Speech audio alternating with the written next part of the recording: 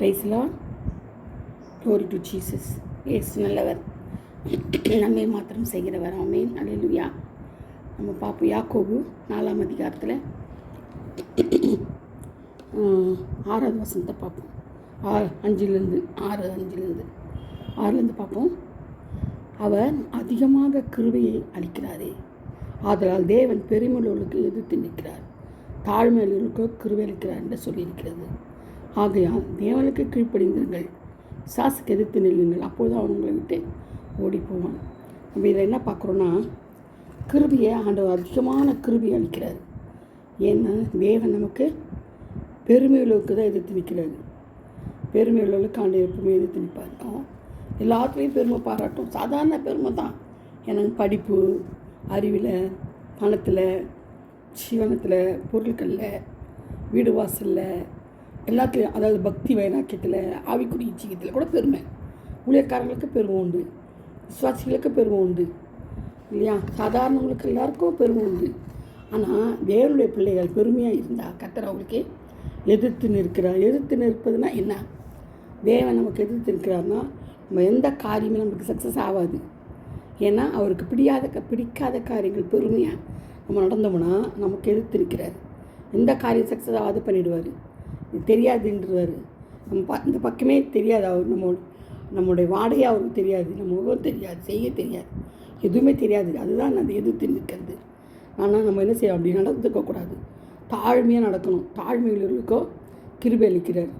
ஏன்னா தாழ்மை ஆண்டவர் மரணப்பரியதும் தன்னை தாழ்த்தினார் இல்லையா? மரணம் வரும் வரைக்கும் அது வரையிலும் அவர் தன்னை தாழ்த்தினார், உயர்த்தவே இல்லை. ஆகையால் தேவனுக்கு கீழ்ப்படிந்திருக்கணுமா?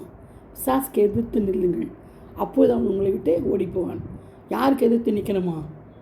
மனுஷனுக்கு மனுஷன், அது ஆண்டவருக்கு விரோதமாக அந்த மாதிரி கிடையாது. பிசாசுக்கு எதிர்த்து நிற்கணுமா? அப்போ தான் அவன் நம்மளை விட்டு ஓடி போவான். இல்லைன்னா நம்ம கூடவே தான் இருப்பான்.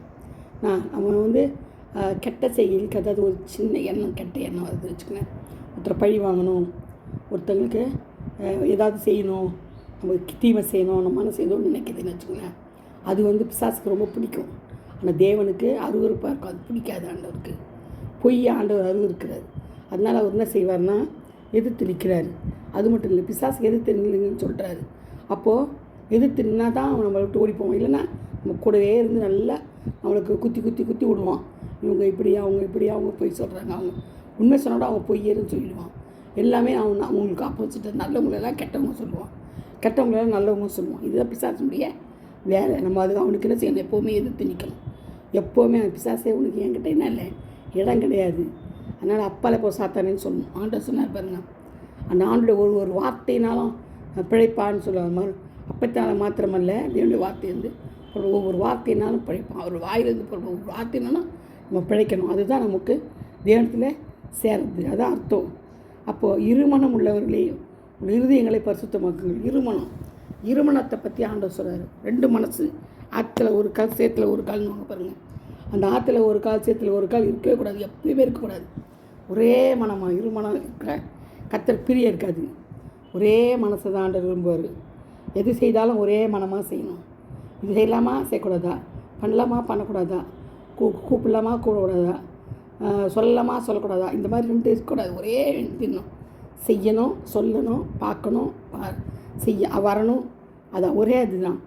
ஒருவருக்கு ஒரு விரோதமாக பேசாதீர்கள் சொல்லப்பட்டிருக்குது. இன்னொன்று, கர்த்தருக்கு முன்பாக தாழ்மைப்படுங்கள், அப்போது அவர் உங்களை உயர்த்துவார். யாருக்கு முன்பாக தாழ்மை பண்ணணுமா? கர்த்தருக்கு முன்பாக தான் நம்ம என்ன செய்யணுமா? தாழ்மையாக நடந்துக்கணும்னா அப்போ தான் நம்மளை உயர்த்துவாராம்.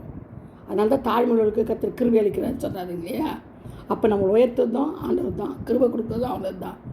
எல்லாமே ஆண்டவர் கருத்தில் தான் இருக்குது. நம்மளுடைய எல்லா வாழ்க்கை ஃபுல்லாகவே அவருடைய கருத்தில் தான் இருக்குது. அது மட்டும் இல்லை, நம்ம சகோதரரை ஒருவருக்கு ஒரு விரோதமாக பேசாதீர்கள்.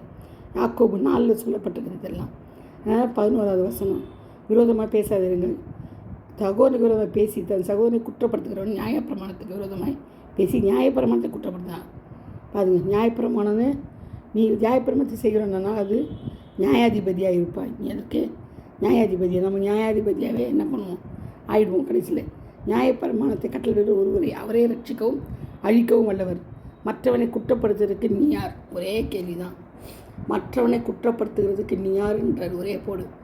அப்போ நம்ம யாரையுமே என்ன செய்யக்கூடாது? குற்றப்படுத்தவே கூடாது. குற்றவாளின்னு சொல்லவே கூடாதுன்றார். மற்றவனை குற்றவாளின்னு தீர்க்கக்கூடாது.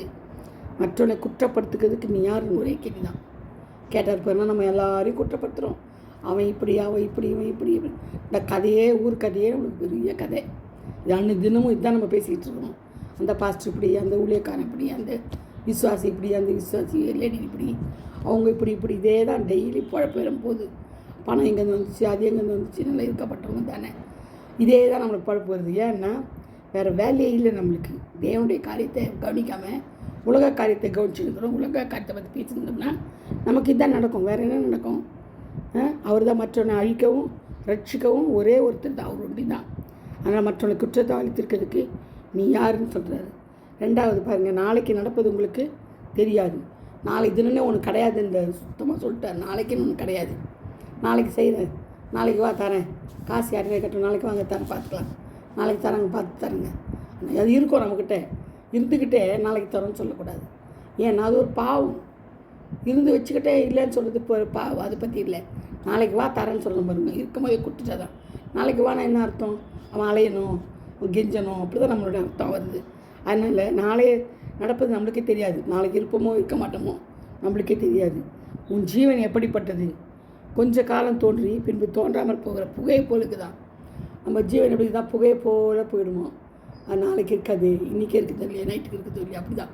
அணுதினமும் நம்மளை சுத்திகரிக்கணும். அப்போ தான் நம்மளுக்கு இது நம்ம தான். அதனால தான் நம்ம சொல்லணுமா, ஆண்டவருக்கு சித்தமானால் நாங்கள் உயிரோடு இருந்தால் இனினதை செய்வோம்னு சொல்லணுமா.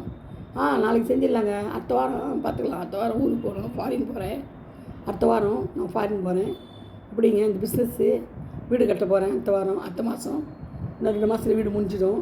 இப்படி நம்ம சொல்கிறது கூடாது. ஏன்னா நாளைக்கு தினம் ஒன்று கிடையாது நம்மளுக்கு.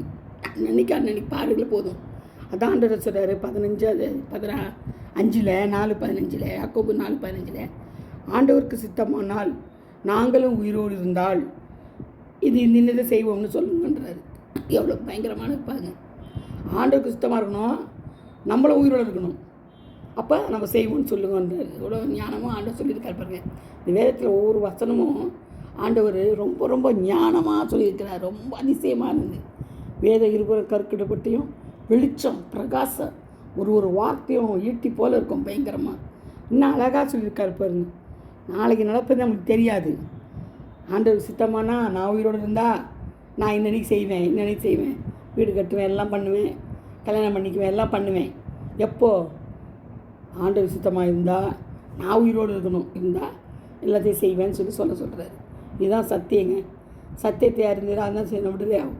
சத்தியம் அறியணுமா நம்மளே சத்தியம் தான் செய்யும், விடுதலை ஆக்கும். கர்த்தர் நாமத்துக்கு ஸ்தோத்திரம். இந்த செய்திகளை கர்த்தர் ஆசீர்வதிப்பாராக, பாதுகாப்பாராக.